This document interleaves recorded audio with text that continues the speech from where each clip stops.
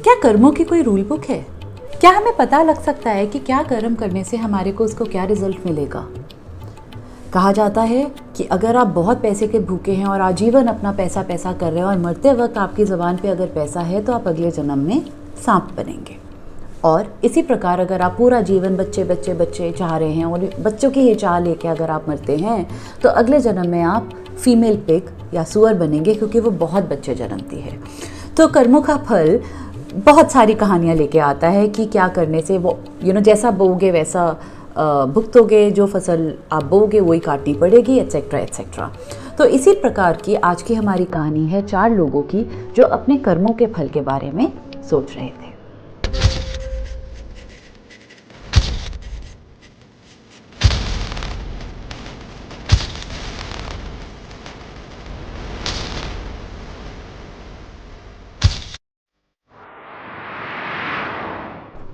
Hello friends, मैं हूँ प्रेरणा और स्वागत करती हूँ आपका अपने चैनल है बात ज़रा-सी में। आज की कहानी है ऐसे 4 लोगों के बारे में जो सोचते हैं, जानना चाहते हैं कि क्या कर्म करने का क्या फल भोगना पड़ता है।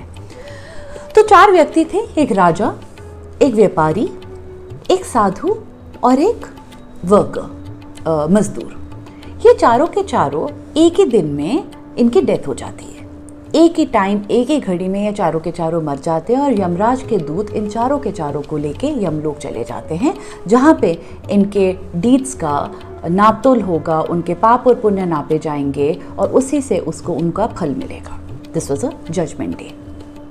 तो जब वो लोग यमलोक पहुँचते हैं तो वो आपस में ही बातचीत कर रहे होते हैं कि किसको स्वर्ग मिलेगा, किसको नर्क मिलेगा, क्या करने से स्वर्ग जा सकते हैं, क्या करने से नर्क जा सकते हैं, क्या पुण्य होते हैं जो वो पाप को नेगेट कर देते हैं। अगर पुण्य की घटरी ज़्यादा हो और पाप की कम हो तो क्या वो फिर भी स्वर्ग में जाएंगे। इस तरह की वो लोग बहुत बातें करते हैं।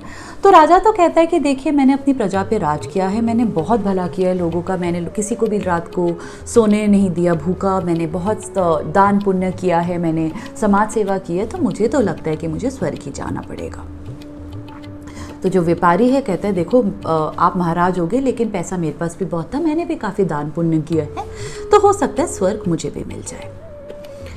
इसी प्रकार जो साधु है वो हंसने लग गया और कहता है कि देखो, तुम लोगों ने तो पैसों से दान पुण्य किया है, मैंने तो संस्कार दिए हैं, लोगों को शिक्षा दी है और आजीवन मैंने लोगों के लिए अपना जीवन समर्पित कर दिया है, उनको टीचिंग्स दी हैं, ब्लेसिंग्स दिए हैं।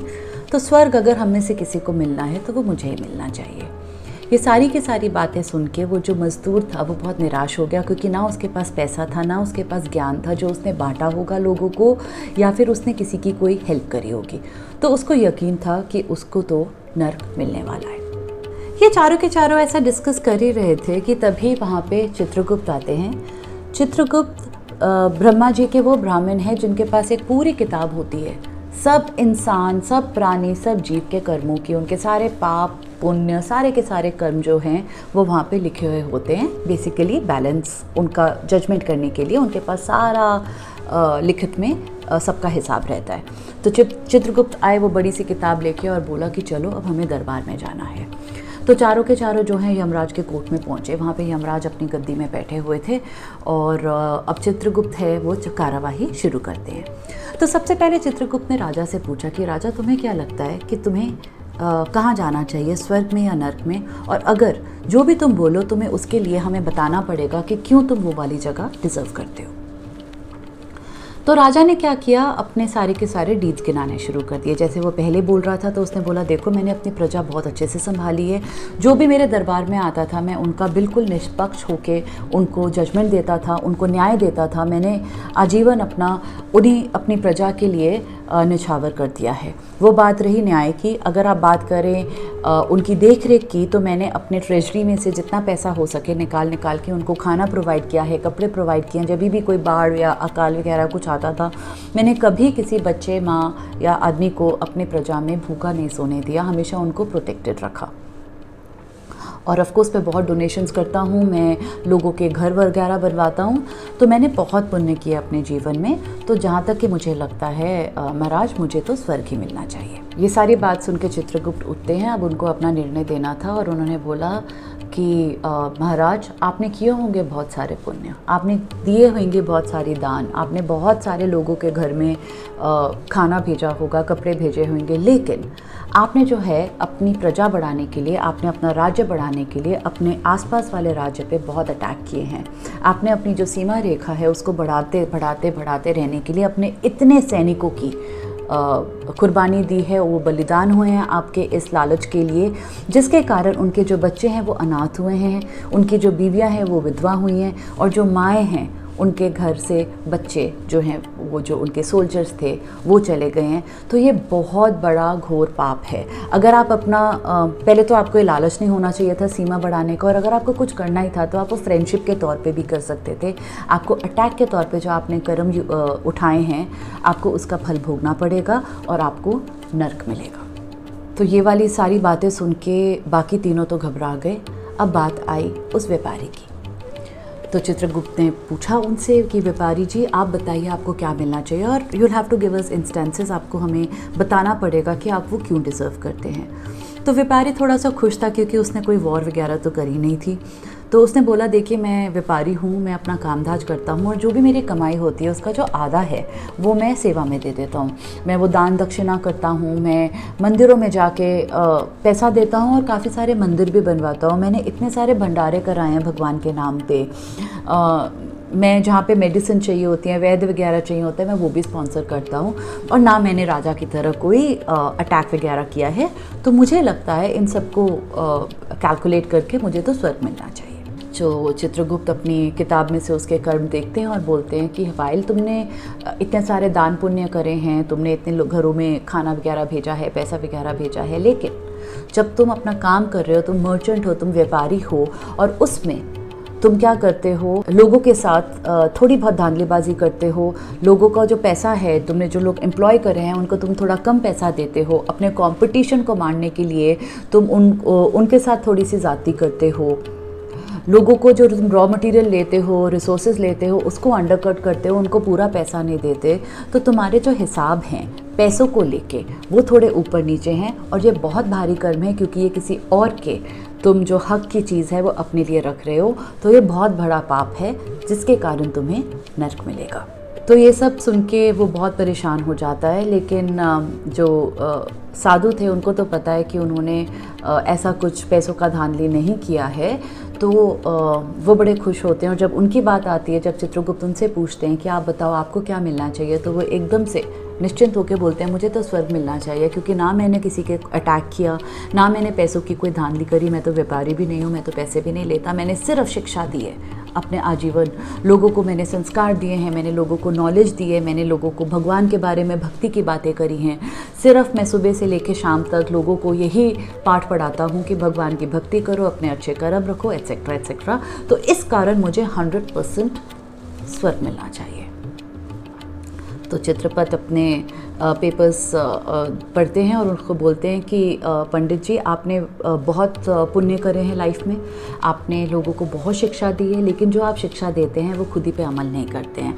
आपको इतना अहम और अहंकार है कि आप जो हैं ज्ञानी हैं, आप लोगों को थोड़ा नीचा दिखाते हैं कि वो ज्ञानी नहीं है, पढ़े लिखे नहीं है, उनको ये सारे वेद वगैरह नहीं आते। जितना आपने ज्ञान प्राप्त किया है आप उसकी घमंड और अहंकार में जीते हैं, और जो आपका पाठ है वो इसी को ज़ीरो करने का होता है, जो आपने खुद ही अमल नहीं किया। तो आप जो लोगों को बता रहे हैं अगर वो खुद ही आप अपना नहीं रहे हैं तो ये बहुत बड़ा पाप है जिसके कारण आपको नर्क मिलेगा। अब ये सारी जो बातें हैं ना, वो मज़दूर लड़का सुन रहा था। ना उसके पास पैसा था किसी को कुछ देने का, ना उसके पास कोई ज्ञान था किसी को कुछ देने का, ना उसने कोई ऐसी सेवा करी कभी किसी के लिए। वो तो बस अपना मेहनत करके काम करके अपना घर चला रहा था। तो जब चित्रगुप्त ने उनसे पूछा और बोला कि बेटा तुम्हें क्या लगता है, तुम्हें क्या मिलेगा, और प्लीज़ मुझे प्रूफ देना, तो उसने तो एकदम से हाथ जोड़ लिया और बोला प्रभु मुझे तो नर्क ही मिलना चाहिए, क्योंकि ना मेरे पास कोई पैसा था इतना एक्स्ट्रा कि मैं किसी को दे सकूं, कुछ दान पुण्य कर सकूं, ना मैंने किसी के लिए कुछ सेवा करी, मेरे पास तो टाइम ही नहीं होता था। मैं अपना मजदूरी करता था, घर जाता था, अपने बूढ़े माँ बाप को देखता था, उन्हीं की बस सेवा में रह गया। मेरे पास टाइम ही कहाँ है कि मैं बाहर जाके कभी किसी को कुछ कर सकूँ। तो चित्रगुप्त कहते हैं कि और सोचो अगर तुमने कभी कुछ किया हो तो। कहता नहीं प्रभु मुझे मालूम है मुझे नर्क मिलेगा, क्योंकि मैंने आजीवन किसी के लिए कुछ नहीं किया। तो चित्रगुप्त पन्ने पलटते हैं और इतनी सारी चीज़ें लिखी होती है, जिसमें से एक का वो वर्णन करते हैं। कहते हैं कि जब तुम अपने खेत पे एक बारी काम कर रहे थे, तुम बहुत भूखे थे, तुम खाना खाने लगे थे, तो तुम्हारे पास एक कुत्ता आया था। वो बहुत भूखा था, कमज़ोर था, रो रहा था। तुमने अपना खाना उस कुत्ते को दे दिया क्योंकि वो बहुत भूखा था। एक और जीव था जिसको तुमने पेट भरा और तुम उस रात भूखे पेट सोए। तो उसने बोला, मैं क्या करता प्रभु, एक भूखा प्राणी मेरे पास आया था, वो और मेरे पास खाना था, मैं उसको दे सकता था। तो चित्रपट ने उनको बोला कि ये जो तुमने कुत्ते को खाना खिलाया था वो विदाउट एनी सेल्फिश मोटिव खिलाया था, निस्वार्थ होकर खिलाया था। बाकी लोग जो हैं, जो पुण्य कर रहे हैं, वो गिन रहे हैं और मुझे गिना रहे हैं कि देखो मैंने ये भला किया, ये देखो मैंने किया। लेकिन अगर आप गिन के अगर किसी के लिए कुछ करते हो तो वो ज़ीरो हो जाता है। तुमने निस्वार्थ होके बिना सोचे समझे एक जीव को अपना पेट खाली रख के पेट भरा, ये बहुत बड़ा पुण्य का काम है, जिसके कारण तुम्हें स्वर्ग मिलेगा। और ये बात कह के चित्रपट जी उसका हाथ पकड़ के उसको स्वर्ग में ले जाते हैं। तो दोस्तों, हम लोग ना स्पेशली इंडिया में हिंदुज़म में बहुत कर्मों की बातें करते हैं। हमें नहीं पता रहता कि हम क्या करें उसका क्या फल मिलेगा। हम यही सोचते हैं कि दान दक्षिणा कर दो, भला कर दो, लेकिन हम गिनती करने लग जाते हैं। अगर हम किसी को डोनेट करते हैं, कुछ भी किसी का भला करते हैं, तो वो गिनवाइए नहीं, क्योंकि जैसे आप गिनवाते हो तो वो ज़ीरो हो जाता है। और अगर आप बिना सोचे, बिना अनजाने में किसी का भला कर रहे हैं तो शायद वो ही पुण्य हो जाएगा। तो आप मुझे बताइए, आपके क्या विचार हैं? चाहे आप हिंदू हैं, नहीं हैं, आई एम श्योर आप कर्म में बहुत बिलीव करते होंगे। पूरी दुनिया आज कर्म की बात करती है। तो आप मुझे बताइए, आपको क्या पता है, आपको क्या लगता है कि क्या करने से क्या फल मिलेगा? इस बारे में हम और बात करेंगे। और अगर आपको कुछ पता है कोई एक्शन एंड रिएक्शन के बारे में, जैसे मैंने पहले बताया था कि अगर आप पैसा करते हैं तो सांप बनते हैं, अगर आप बच्चा करते हैं तो सुअर बनते हैं। अगर आपको भी ऐसे कुछ पता है तो प्लीज़ हमारे साथ ज़रूर शेयर करिए। ये थी आज की हमारी कहानी, तो कुछ कर्मों के बारे में, कुछ स्वर्ग और नर्क के बारे में। शुक्रिया मेरी स्टोरी सुनने के लिए। आप आते रहिए मेरे चैनल पे, मुझे सब्सक्राइब करिए। मेरे चैनल को हेल्प मिलेगी सो दैट मैं आपके लिए और कहानियाँ लेते आऊँ। आप मुझे बताइए आप किस तरह की कहानियाँ सुनना चाहते हैं, मैं वही कंटेंट आपके लिए ज़रूर लेके आऊँगी। Thank you for watching.